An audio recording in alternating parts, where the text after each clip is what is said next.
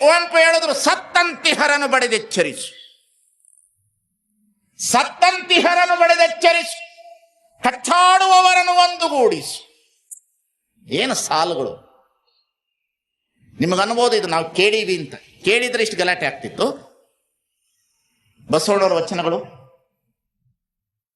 ಹಾಗಾಗಿ ಈ ಮಹಾತ್ಮರು ಮೊದಲು ಇಲ್ಲಿ ಬಂದು ಏನು ಮಾಡ್ತಾರೆ? ಮೊದಲು ಇಂದ್ರಿಯ ಜ್ಞಾನದ ಹತ್ರ ಹೋಗ್ತಾರೆ. ಇಂದ್ರಿಯ ಜ್ಞಾನದಿಂದನೇ ಅವರು ಇಂದ್ರಿಯಾತೀತವಾದಂಥ ಜ್ಞಾನದ ಕಡೆಗೆ ಬರ್ತಾರೆ. ಇಂದ್ರಿಯಾತೀತವಾದ ಜ್ಞಾನದಿಂದ ವೃತ್ತಿ ಜ್ಞಾನದ ಕಡೆಗೆ ಬರ್ತಾರೆ. ಈ ದೇಹದೊಳಗಡೆ ಬಹಳ ಅತಿ ಅದ್ಭುತವಾದ ಶಕ್ತಿಗಳಿದೆ. ಇದನ್ನು ಹಾಗೆ ಸುಮ್ಮನೆ ಭೋಗಕ್ಕಾಗಿ ಬಂದದಲ್ಲ. ಇದು ಮಕ್ಕಳೆಳೆಯುವ ಯಂತ್ರ ಅಲ್ಲ. ಇದು ಕೆಲಸ ಮಾಡುವ ಆಳಲ್ಲ. ಇದು ಮಕ್ಕಳೆಳೆಯುವ ಯಂತ್ರ ಅಲ್ಲ. ಇದು ಕೆಲಸ ಮಾಡುವ ಆಳಲ್ಲ. ಇದು ಈ ಸೃಷ್ಟಿಯ ಒಳಗಡೆ ಜೀವ, it is very very beautiful and supreme ಇದು. ಇದನ್ನು ನಾವ್ಯಾರು ನೋಡ್ಲಿಕ್ಕೆ ಇಷ್ಟಪಡ್ತಾ ಇಲ್ಲ. ಒಳಗೆ ನೋಡ್ತಾ ಇಲ್ಲ, ಹೊರಗೆ ನೋಡಾಕತ್ತೀವಿ. ಹೊರಗಡೆ ನೋಡೋದು ಏನು? ಯಾಕೆ ಈ ಸೃಷ್ಟಿ ಒಳಗಡೆ ನೀವು ಎಲ್ಲಿವರೆಗೆ ಹೊರಗೆ ನೋಡ್ತೀರಿ ಅಲ್ಲಿವರೆಗೆ ನಿಮಗೆ ದುಃಖ ಇದೆ, ಎಲ್ಲಿವರೆಗೆ ಒಳಗೆ ನೋಡ್ತೀರಿ ಆವತ್ತಿನಿಂದ ಸುಖ ಪ್ರಾರಂಭ ಇದೆ ಅನ್ನತಕ್ಕಂಥದ್ದನ್ನು ಕಾಣಬೇಕಾಗಿದೆ. ಬಸವಣ್ಣ ವೇದಾಗಮಗಳನ್ನು ಓದಿರ್ತಕ್ಕಂಥವನಿಗೆ ಗೊತ್ತಿರಲಿಲ್ಲೇನೋ? ಕೇಳದ, ಅಪ್ಪ ಯಾಕೆ ಗಂಡ ಸತ್ತಂತ ಹೆಣ್ಣು ಮಗಳ ತಲೆಯನ್ನು ಯಾಕೆ ಬೋಳಿಸ್ತೀಯ? ಅವಳನ್ನ ಯಾಕೆ ವಿಕಾರ ಮಾಡ್ತೀಯ? ಅಗ್ನಿಯನ್ನು ಯಾಕೆ ದೇವರು ಅಂತ ಹೇಳ್ತೀಯ? ಎಲ್ಲ ದೇವರುಗಳನ್ನ, ಕಲ್ಲು ಮಣ್ಣುಗಳನ್ನ ದೇವರು ಅಂತ ಹೇಳ್ತೀಯಲ್ಲಪ್ಪ. ಜೀವಂತ ಮನುಷ್ಯರನ್ನ ದೇವರು ಅಂತ ಕರಿ ನೀನು. ಜೀವಂತ ಮನುಷ್ಯರಲ್ಲಿ ದೇವರನ್ನ ಕಾಣಪ್ಪ. ಕಲ್ಲು ನೆಗೆಟಿವ್ ಅಲ್ಲ, ಪಾಸಿಟಿವ್ ಅಲ್ಲ, ಜೀವನೂ ಇಲ್ಲ ಅದಕ್ಕೆ. ಕಲ್ಲಿಗೆ ಪ್ರಾಣ ಪ್ರತಿಷ್ಠಾಪನೆ ಮಾಡ್ತಿರಲ್ಲೋ, ಮನುಷ್ಯರ ಜೀವಕ್ಕೂ ಒಂದಿಷ್ಟು ಜ್ಞಾನ ಕೊಡ್ರಪ್ಪ. ದೇವರು ಗುಡಿ ಕಟ್ಟಿಬಿಟ್ಟು ಕಲ್ಲಿಗೆ ಹೋಗಿ ಪೂಜೆ ಮಾಡಿ ಪ್ರಾಣ ಪ್ರತಿಷ್ಠಾಪನೆ ಅಂತಾರೆ. ಕಲ್ಲಿಗೆ ಪ್ರಾಣ ಕೊಡ್ತಾರೆ, ಮನುಷ್ಯರ ಜೀವ ತೆಗಿತಾರೆ.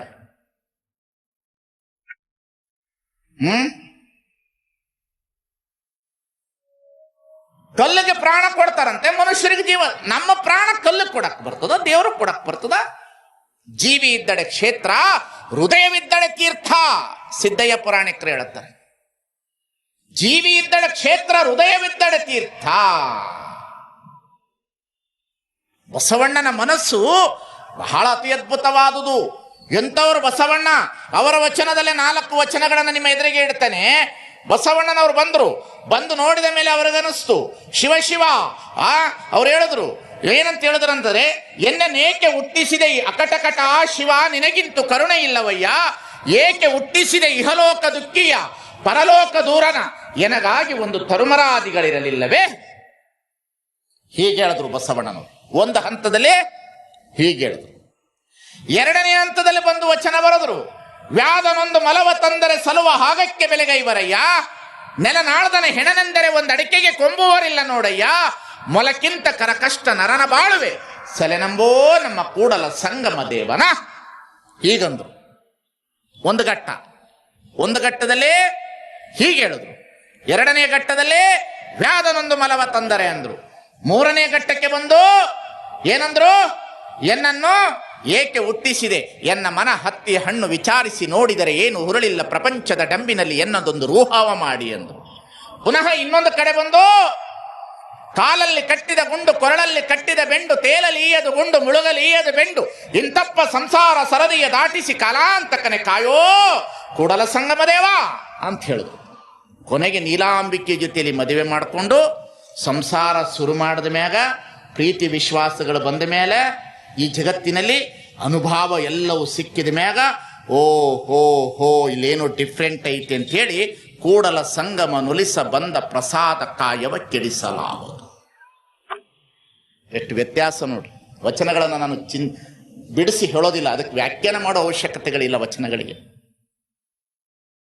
ಎಷ್ಟು ಒಳ್ಳೆಯ ವಿಚಾರಧಾರೆಗಳನ್ನು ಇಡುತ್ತಾರೆ ಬಸವಣ್ಣ ಅಂದ್ರೆ. ಬಸವಣ್ಣನ ಅವತಾರವೇ ಬಹಳ ಅತಿ ಅದ್ಭುತವಾದ ಅವತಾರ. ಅದು ಜೀವದಯ ಪರವಾದ ಅವತಾರ. ಅದು ಹೀಗೆ ಬಂದ್ರು. ಎಂತಹ ಜೀವದಯ ಪರವಾದ, ಸರ್ವೇ ಜನ ಸುಖಿನೋ ಭವಂತು ಅಂತ ಹೇಳುತ್ತೆ ಈ ದೇಶ. ಸರ್ವೇ ಜನ ಸುಖಿನೋ ಭವಂತು ಅಂತ ಹೇಳಿದ್ರು. ಬಸವಾದಿ ಪ್ರಮುಖರು ಬಂದು ನೋಡಿದ್ರು, ಸರ್ವೇ ಜನ ಸುಖಿನೋ ಭವಂತು ಅಂದ್ರು. ಬರೀ ಜನರಿಗೆ ಸುಖ ಆದ್ರೆ ಹೆಂಗೆ? ವಿಚಾರ ಮಾಡಿದ್ರು ಅನುಭವ ಮಂಟಪದಲ್ಲಿ. ಸರ್ವೇ ಜನ ಸುಖಿನೋ ಭವಂತು ಅಲ್ಲ, ಸಕಲ ಜೀವಾತ್ಮರಿಗೆ ಲೇಸನೆ ಬಯಸುವವರೇ ನಮ್ಮ ಕೂಡಲ ಸಂಗನ ಶರಣರಿಗೆ ಕುಲಜರು ನೋಡ ಅಂದ್ರು. ಎಲ್ಲ ಜೀವಿಗಳಿಗೆ ಬೆಲೆ ಕೊಟ್ರು, ನಾಯಿಗೆ ಬೆಲೆ ಕೊಟ್ರು, ಪಶುವಿಗೆ ಬೆಲೆ ಕೊಟ್ರು, ಹಕ್ಕಿ ಪಕ್ಷಿಗಳಿಗೆ ಬೆಲೆ ಕೊಟ್ರು, ಜೀವ ಜಂತುಗಳಿಗೆ ಬೆಲೆ ಕೊಟ್ರು, ಮರಗಿಡಗಳಿಗೆ ಬೆಲೆ ಕೊಟ್ರು, ಮನುಷ್ಯರಿಗೆ ಬೆಲೆ ಕೊಟ್ರು, ಕೊನೆಗೆ ಹಾಕುವ ಚಪ್ಪಲಿಗೆ ಬೆಲೆ ಕೊಟ್ಟು ತಲೆಯ ಮೇಲೆ ಇಟ್ಟುಕೊಂಡ ಇದು ಪೃಥ್ವಿಗೆ ಸಮಬಾರದಯ್ಯ ಕೂಡಲ ಸಂಗಮದೇ. ಏನು ಇದು ಪೃಥ್ವಿಗೆ ಸಮಬಾರದಯ್ಯ. ಚಪ್ಪಲಿಗೆ ನ್ಯಾಯ ಕೊಟ್ಟಾರೆ ಬಸವಣ್ಣ. ಚಪ್ಪಲಿ ಹೊರಗಡೆ ಬಿಟ್ಟು ಬರಬೇಕು, ಒಳಗೆ ಬಿಟ್ಟು ಬರಬೇಕು, ಹೊರಗೆ ತರಬೇಕು, ಕನಿಷ್ಠ ಚಪ್ಪಲಿ ಕನಿಷ್ಠ ಅಂತಾರೆ. ಕಾಲ್ಗಾಕೋ ಚಪ್ಪಲಿ ಕನಿಷ್ಠ, ಕಾಲ್ಗಾಕೋ ಚಪ್ಪಲಿ ಕನಿಷ್ಠ. ಅದಕ್ಕೆ ಬಸವಣ್ಣ ಹೇಳೋದು ಚಪ್ಪಲಿಗೆ ನ್ಯಾಯ ಕೊಟ್ಟಾರೆ. ಈ ಚಪ್ಪಲಿಗೆ ಗುಡಿ ಕಟ್ಟಬಿಟ್ಟು ಕಳಸ ಇಡುವಾಗ ಬಂಗಾರದ ಕಳಸ ಗುಡಿ ಇಟ್ಟು ಬಂದಿತ್ತಮ್ಮ, ಗುಡಿ ಮೇಲೆ ಬಂಗಾರದ ಕಳಸ ಇಟ್ಟು ಕೆಳಗಿಳಿದಿದಿ, ಕಾಗೆ ಬಂದು ಅಲ್ಲಿ ವಲಸು ಮಾಡಕತ್ತದ. ಕಾಗೆ ವಿಷ್ಟಿಸುವ ವನ್ನ ಕಳಶಕ್ಕಿಂತ ಶರಣರು ಜೋಗೈಸುವ ಚಮ್ಮಾವಿಗೆ ಮಾಡಿ ಸಯ್ಯ ಕೂಡಲ ಸಂಗಮ ದೇವ. ಏನದು? ನನಗೆ ಒಂದೊಂದು ಸಲ ಬಸವಣ್ಣನವರ ವಚನಗಳನ್ನು ಯೋಚನೆ ಮಾಡಿದ್ರೆ ಎಂತಹ ಇಂದ್ರಿಯಾತೀತವಾದಂತಹ ಜೀವದಯ ಪರವಾದಂಥ ಜ್ಞಾನ ಇತ್ತು ಬಸವಣ್ಣನವರ ಹತ್ರ. ಕಳಸ ಇಟ್ಟು ಬಂದೆ, ಕಾಗೆ ಸಂಡಾಸ ಮಾಡ್ತಪ್ಪ.